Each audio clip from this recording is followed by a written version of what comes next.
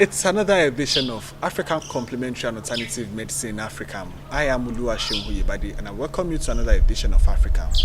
Today we'll be talking about joint diseases and naturopathy with specific reference to how to use herbal remedy to treat naturopathy. So we'll be talking about joint diseases, we'll be talking about rheumatism, but with specific reference on herbal remedy or naturopathy. I wouldn't be the only one to be talking about this. I have with me on set Acupuncturist Ademola Rotimi. I welcome you to the program, Africam. How are you, sir? Good afternoon or good morning. How do you do? Well, all well and good. It's a pleasure to have you in on board.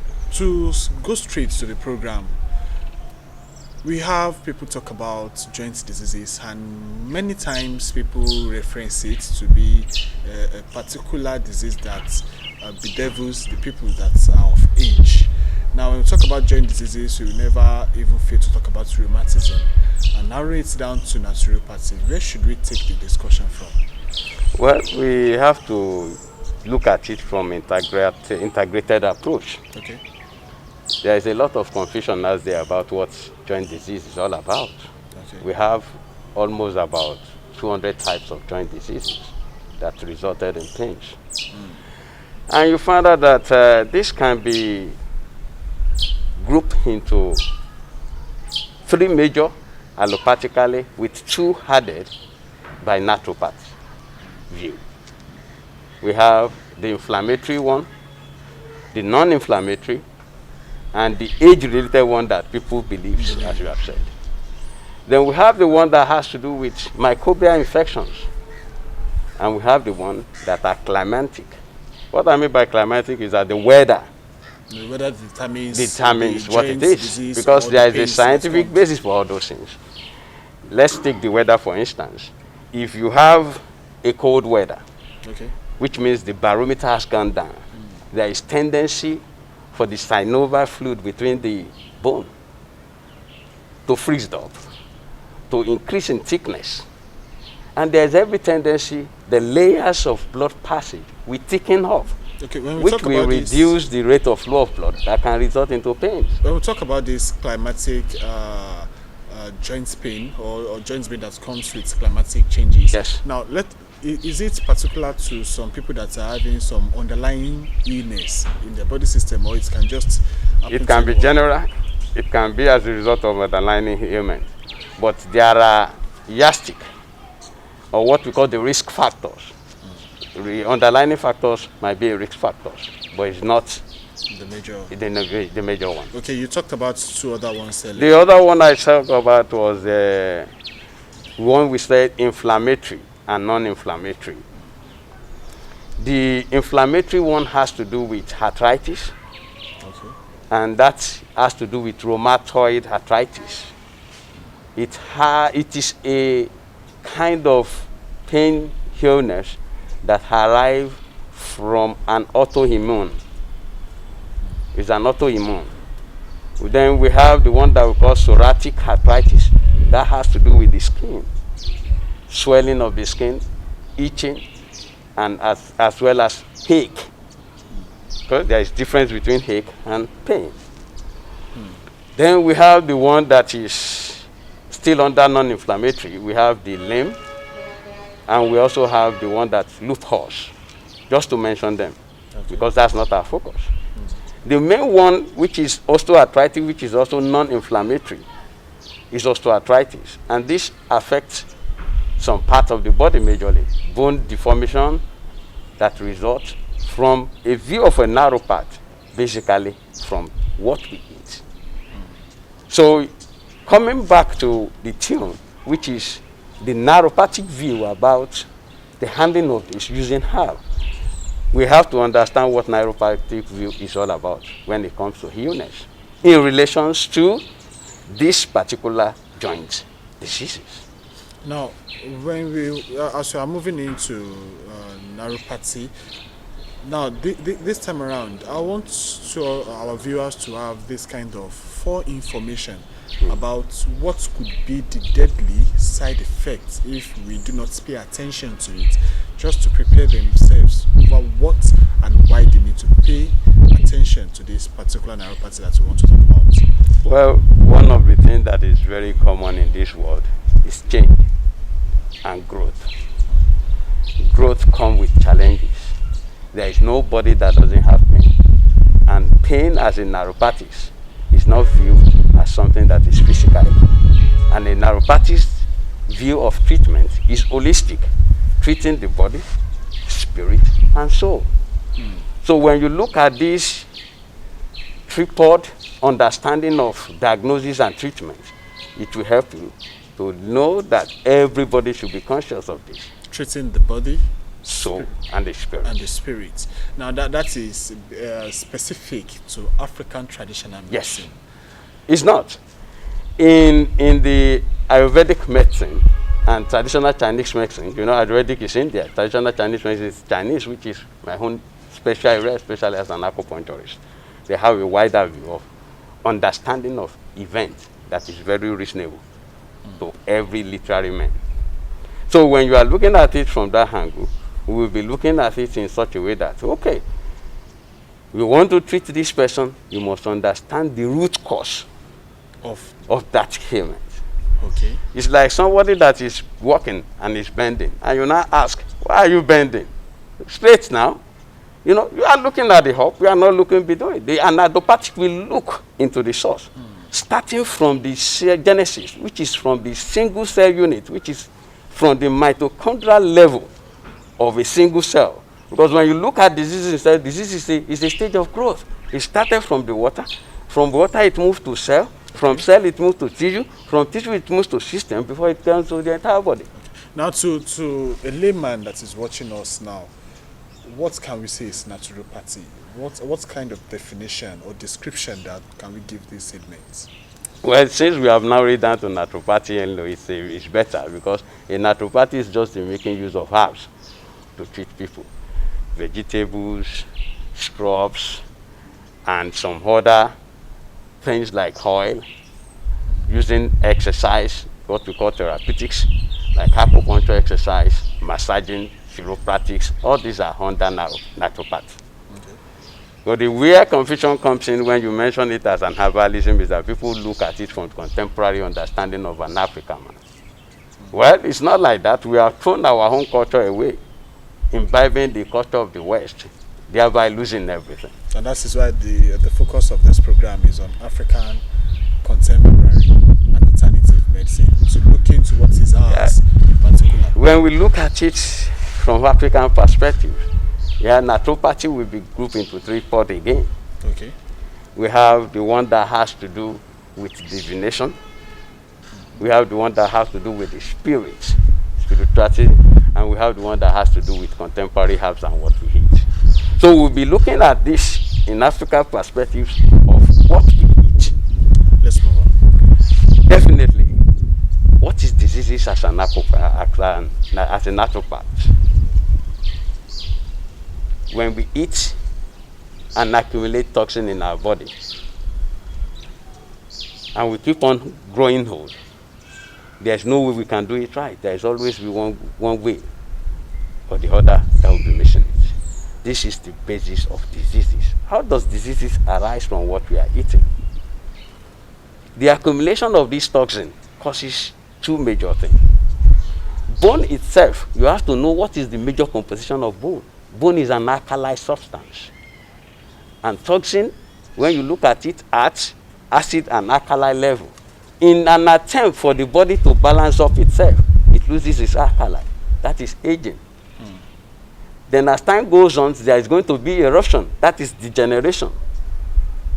And when that happens, there will be calcification. That is osteoarthritis. So you have to understand the growth from the cell level to the systemic level, which is a very good wide understanding of an acupuncturist and a naturopath. Then if that now comes, we have to look at how do we come about formulations of herbs. And this, we will be narrowing down to majorly ethnobotanical herbs that can be found in Africa. Just a few, one or two, that is not available here, that is common all over. And what do I mean by this? To really come up with the formulations and basis of herbs, we'll be looking at these various stages: the anti-inflammatory type, the non-inflammatory type, the septic type, the microbial type, the one that is as a result of deficiency. That's why if you are going to be handled by a naturopath, make sure that you have somebody that is wider experienced in this area. And when I signed note of money, what I want to start missing now or making out now is not a replacement to your consultation to a naturopath that is experienced or qualified, and to your medical health practitioners.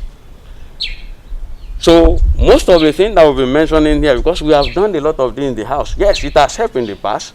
They have seen some advantage, but that has not necessarily means it has solved the problem, because there will always be an underlying factor. Okay, let us move into some certain herbs that can be used, that can be found in the African continent, that can be used to treat or cure naturopathy. Yeah, we will be looking at the first one. Let me pick. We'll be looking at herbs in two ways to make us understanding it. In Africa's concept, there is what we call positive and negative, the polar forces, which is Akko.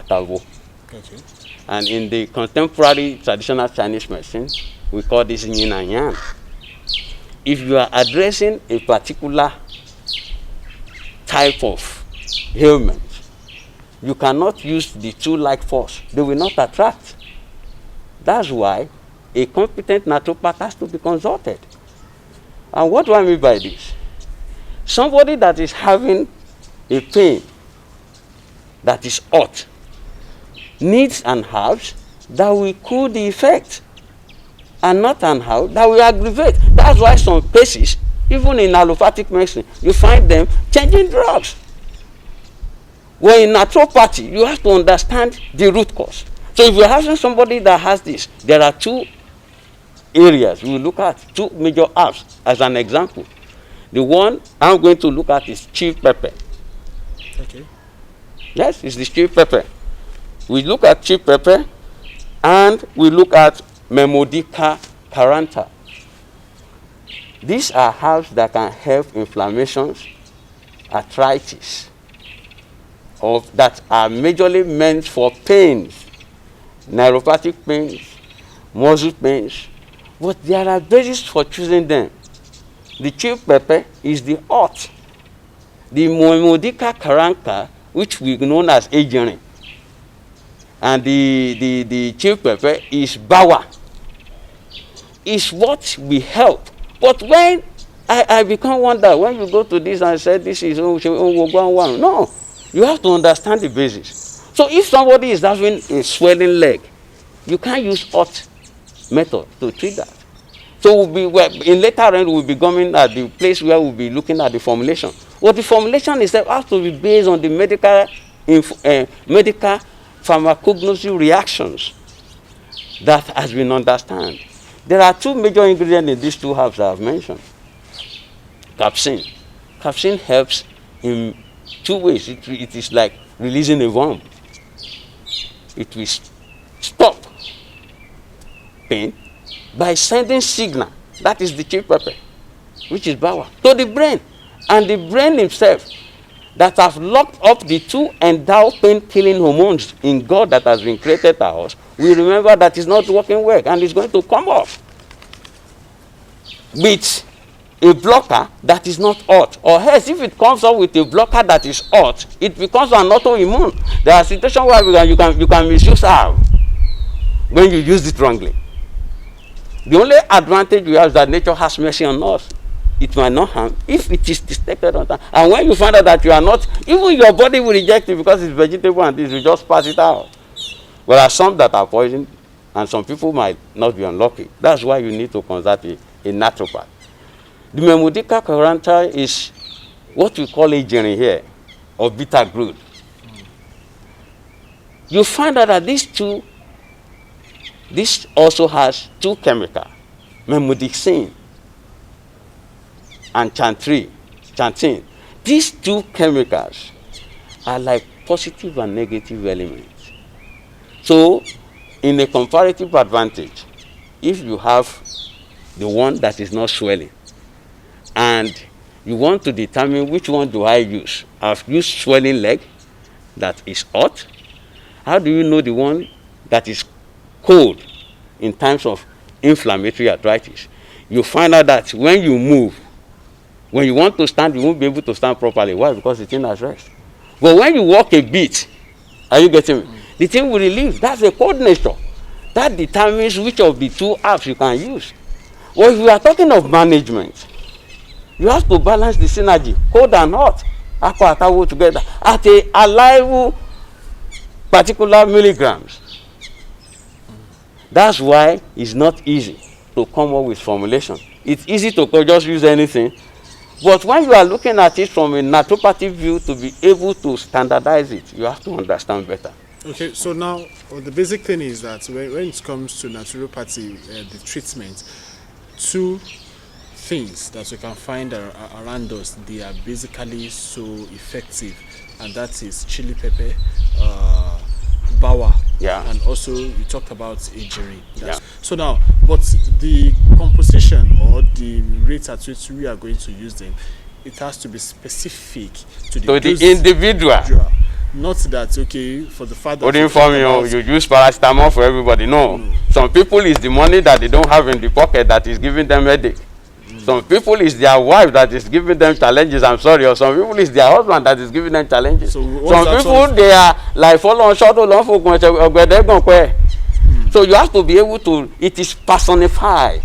In naturopathy, therapy is a personified thing. You have to base it on, you watch what is the symptoms, signs, symptoms, and differentiation.